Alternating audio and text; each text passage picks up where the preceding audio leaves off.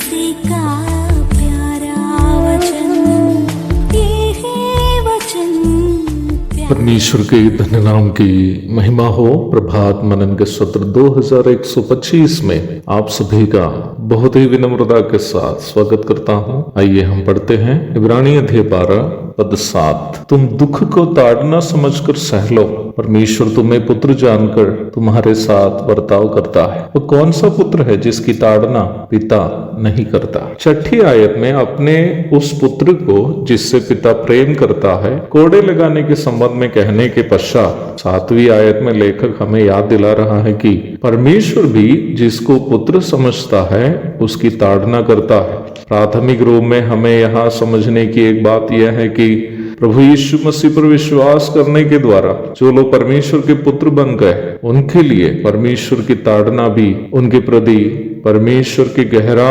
प्रेम का प्रकटीकरण है। इसलिए ही अपने जीवन में आने वाले दुखों को परमेश्वर के प्रेम का प्रदर्शन समझकर उसे ग्रहण करने के लिए लेखक हमें याद दिला रहा है। एक मानुषिक नजरिए से इस विषय पर यदि हम देखें तो हमें ऐसे लगने की संभावना है कि ये एक कपटतापूर्ण प्रस्ताव है। हम कैसे ये कह सकते हैं कि यीशु मसीह के विश्वासियों के जीवन में आने वाले सभी दुख उनके प्रति परमेश्वर के प्रेम का प्रदर्शन है और अन्य लोगों के लिए प्रेम का प्रदर्शन नहीं है। क्या ऐसे कहना एक कपटतापूर्ण प्रस्ताव नहीं? मैं नहीं, परमेश्वर का वचन कहता है कि ऐसा कहना एक कपटतापूर्ण प्रस्ताव नहीं है।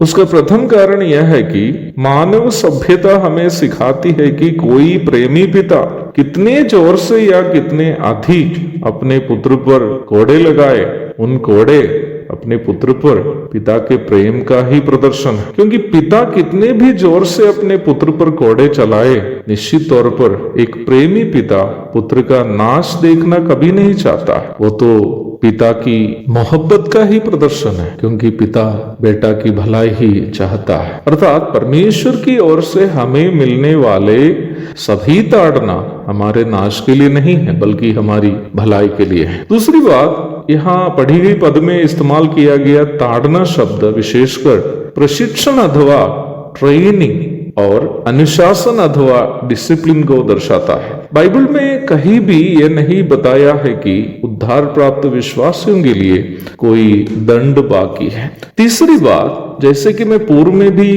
बताया था, ये परमेश्वर और हमारे बीच के पिता पुत्र संबंध का प्रमाण है। संसार में दुख विश्वासी और अविश्वासी दोनों के जीवन में आते हैं। फिर हम ये कैसे दावा कर सकते हैं कि विश्वासी के जीवन में आने वाले दुख उसके प्रति परमेश्वर के प्रेम का प्रदर्शन है? इस विषय की चर्चा करते वक्त सबसे पहले हमें एक बात याद रखनी है कि परमेश्वर विश्वासी और अविश्वासी दोनों को बुराइयों से परखता नहीं है। याकूब 1:13। मनुष्य के जीवन में बुराइयों को और विपत्तियों को लाना शैतान का काम है, जैसे वो अय्यूब और पौलुस के भी जीवन में लाया था। अय्यूब अध्याय 1 पद 6 से 19 तक और 2 कुरिन्थी 12:7। जब शैतान विभिन्न समस्याओं को लेकर लोगों के जीवन को तबाह करना चाहता है, परमेश्वर कभी उसके लिए अनुमति देता है और कभी नहीं देता है। पतरस को परेशान करने के लिए शैतान 3 बार चाहता था, परंतु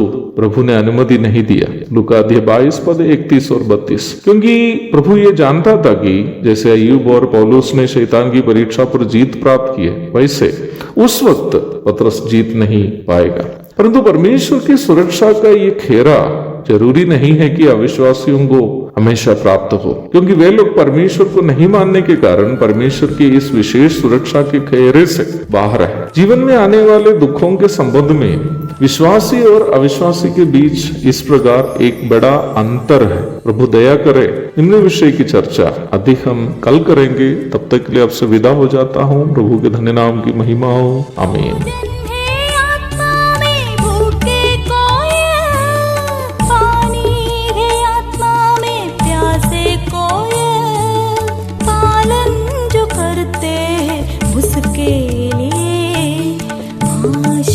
पाने का साधन है ये है वचन, प्यारा वचन, यीशु मसीह का प्यारा वचन।